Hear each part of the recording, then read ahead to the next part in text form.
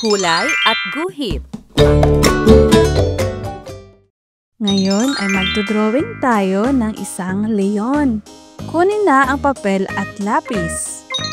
Simulan natin sa ulo ng leon. Gumuhit tayo ng isang malaking bilog sa gitna ng papel. Ngayon, sa palibot ng bilog, gumuhit tayo ng maraming kurba o alon-alon na hugis parang araw. Ito ang kanyang mane o makapal na buhok sa ulo.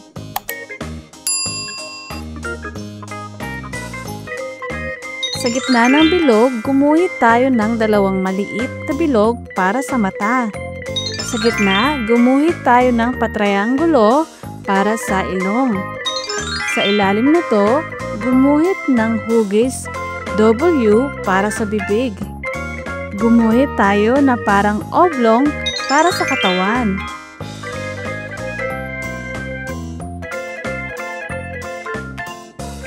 At huwag kalimutan ang buntot sa likod.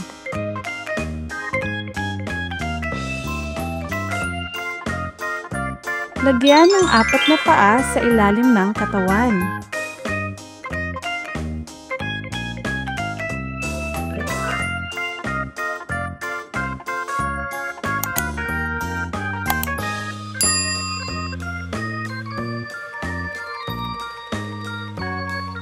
Ngayon, kulayan na natin ang leon.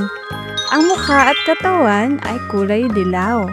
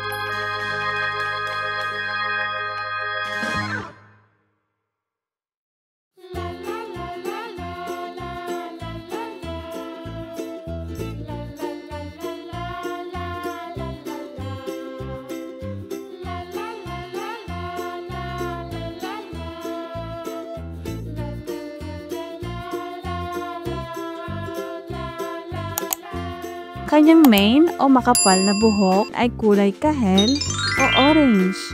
Pwede rin kayong manggi o brown.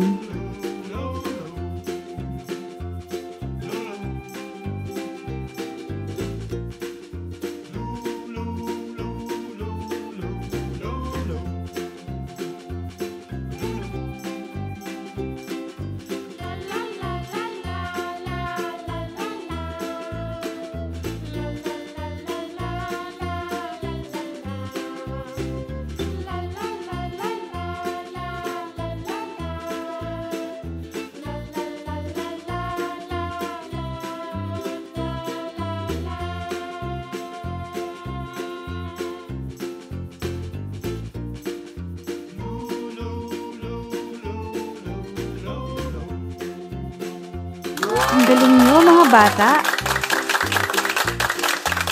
Ipakita ito kay nanay, kay tatay o kay teacher. At huwag kalimutang mag-like at subscribe sa Kulay at Guhit para sa mas marami pang masasayang drawing at kulay.